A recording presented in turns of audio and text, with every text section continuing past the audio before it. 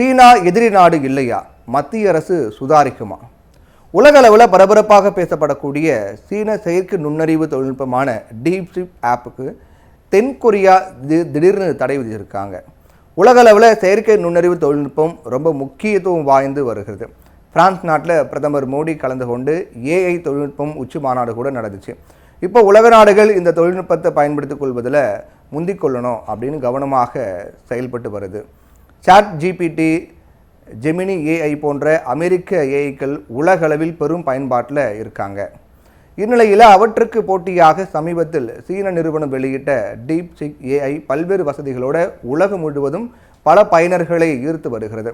பல நாடுகளில் அரசு துறைகளிலையும் டீப்சீக் ஏஐ பயன்படுத்துவதாக தகவல்கள்லாம் வெளியாக இருக்கு. இந்நிலையில் தான் தென்கொரிய அரசு டீப்சீக் ஏஐ செயல்பாடுகளை நிறுத்துவதாக அறிவிச்சிருக்காங்க. அரசினுடைய பாதுகாப்பு விதிமுறைகள் தொடர்பாக இந்த நடவடிக்கை எடுக்கப்பட்டிருக்கிறதா சொல்லப்படுது. மேலும் தென்கொரியாவினுடைய பாதுகாப்பு அமைச்சகத்தின் கணினி உள்ளிட்ட சாதனங்களில் டீப்சீக்கை பயன்படுத்த தடை விதிக்கப்பட்டிருக்கு. அமெரிக்காவினுடைய நட்பு நாடாக விளங்கக்கூடிய தென்கொரியாவின் பாதுகாப்பு தகவல்களை டீப்சீக் மூலமாக சீனா திருடக்கூடும் என்ற முன்னெச்சரிக்கை நடவடிக்கையாலேயே தடை செய்யப்பட்டிருக்கிறதா பேசிக்கிறாங்க. இதோட தென்கொரியாவினுடைய எல்லையிலேயே மோசமான எதிரி நாடாக வடகொரியாவை கிம் ஜாங் உன் மாற்றி வைத்திருக்கார். சீனா வடகொரியாவுக்கு மிகவும் நெருங்கிய நண்பனாக இருக்கிறாங்க. அதனால் தென்கொரியா ரொம்ப எச்சரிக்கையாக டீப்சீக்கை தடை செஞ்சுட்டாங்க. இது குறித்து தென்கொரியா வெளியிட்டிருக்கூடிய அறிவிப்பில் இராணுவ பிரிவு பாதுகாப்பு துறைகளில் டீப்சீக் பயன்படுத்தக்கூடாது அப்படின்னும் பாதுகாப்பு அச்சுறுத்தல் காரணமாக இந்த முடிவு எடுக்கப்பட்டிருக்கிறதாகவும் சொல்லப்படுது. சீனாவை பொறுத்தவரை மலிவு விலையில் தரமான பொருட்கள் என்கிற கோட்பாட்டை வைத்துக்கொண்டு உலக சந்தையில் தனது பொருட்களை குவித்து வருவது வாடிக்கை தான். இதனால் பல நாடுகள் தங்கள் நாடுகளில் இருக்கக்கூடிய பெரிய பெரிய நிறுவனங்களோடு சுருண்டு போவதை பார்த்து சீன பொருட்களுக்கு தடை விதித்த வரலாறுகளும் இருக்குது. அதிக விலையில் குறைந்த விற்பனை என்பதை விட குறைந்த விலையில் அதிக விற்பனை என்பதுதான் இன்றைய சந்தை பொருளாதாரத்தினுடைய தாரக மந்திரம்.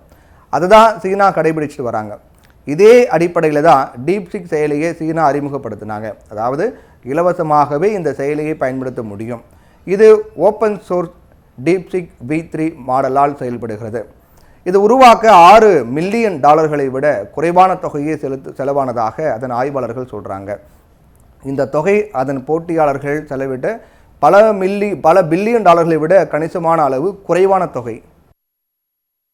செயற்கை நுண்ணறிவிற்கு தேவையான உயரிய சிப் தொழில்நுட்பத்தை சீனாவிற்கு விற்பனை செய்வதற்கு அமெரிக்கா கட்டுப்பாடுகளை விதித்து வரக்கூடிய சூழ்நிலையில் தான் டீப்சீக்கின் அசுர வளர்ச்சி ஏற்பட்டிருக்கு.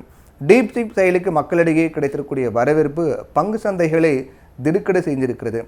சிப் தயாரிப்பில் ஈடுபட்டுள்ள நெதர்லாந்தை சேர்ந்த ஒரு நிறுவனத்தினுடைய பங்குகள் 10 விழுக்காடுக்கு மேல் சரிவடைந்தன. ஏஐ தொழில் தொடர்பான பொருட்களை தயாரிக்கக்கூடிய சீமென்ஸ் எனர்ஜி நிறுவனத்தின் பங்குகளில் மதிப்பு 21 விழுக்காடு குறைஞ்சிது. இந்த நிலையில் தான் சீனா முந்திவிடக்கூடாது அப்படிங்கிறதுக்காக பிரான்ஸ் ஏஐ தொழில்நுட்பத்தில் ஒத்துழைப்பு தொடர்பாக உச்சி மாநாட்டை கடந்த 11ஆம் தேதி நடத்தினாங்க. இந்த மாநாட்டில் இந்தியா பங்கேற்றதில் தவறு எதுவும் கிடையாது. அதே நேரத்தில் சீனாவினுடைய தொழில்நுட்பத்தை சாதுரியமாக அதே நேரத்தில் எச்சரிக்கையாக எப்படி பயன்படுத்திக் கொள்வது என்பதிலும் கவனம் செலுத்தினோம்.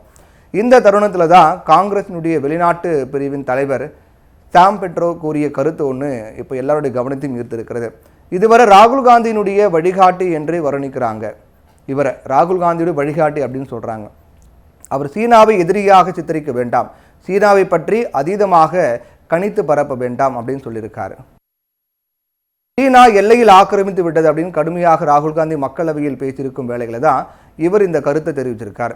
ஆனால் அவர் சொன்ன கருத்தினுடைய சாராம்சம் என்னன்னா, எல்லை பிரச்சனையை பேசி தீர்க்கக்கூடியவையாக இன்றைக்கு மாறிவிட்ட நிலையில் சீனாவை பெரிய எதிரியாக சித்தரித்து ஒரேடியாக மேற்குலகின் பக்கம் இந்தியா சாய்ந்துவிடக்கூடாது என்பதுதான் அவர் சொல்லியிருக்கார் அப்படின்னு நினைக்க வேண்டியிருக்கு. அதனால் அமெரிக்கா மற்றும் மேற்குலகின் பக்கம் ஒரேடியாக இந்தியா சாய்ந்துவிடக்கூடாது என்பதில் உஷாராக இருக்கணும். ஏற்கனவே ஐரோப்பிய நாடுகளின் பங்களிப்பின்றி அமைதி பேச்சுவார்த்தைகளை மேற்கொள்ள அமெரிக்காவும் ரஷ்யாவும் தயாராகி வருது. இதனால் யுக்ரைன் குறித்த முக்கியமான முடிவுகளில் ஐரோப்பா ஓரங்கட்டப்படுவதாக கவலைகள் எழுந்திருக்கிறது. அதை நிவர்த்தி செய்வதே பாரிஸில் நடந்த உச்சி மாநாட்டின் நோக்கம். அமெரிக்கா இனிமேலும் ஐரோப்பாவின் உதவிக்கு வராது அப்படின்னு கருத்து தெரிவித்திருக்கக்கூடிய உக்ரைன் அதிபர் ஜெலன்ஸ்கி ரஷ்யாவுக்கு எதிராக பாதுகாத்து கொள்ள ஐரோப்பாவின் இராணுவம் ஒன்றை உருவாக்க வேண்டும் அப்படின்னு அழைப்பு விடுத்திருப்பதையும் கவனத்தில் கொள்ள வேண்டும். அதனால் உலக நாடுகளின் அணி சேர்க்கை மாறி வரும் சூழ்நிலையில் இந்தியா ரொம்ப கவனமாக இந்த சூழ்நிலையை கையாள வேண்டியது அவசியமாக இருக்கிறது.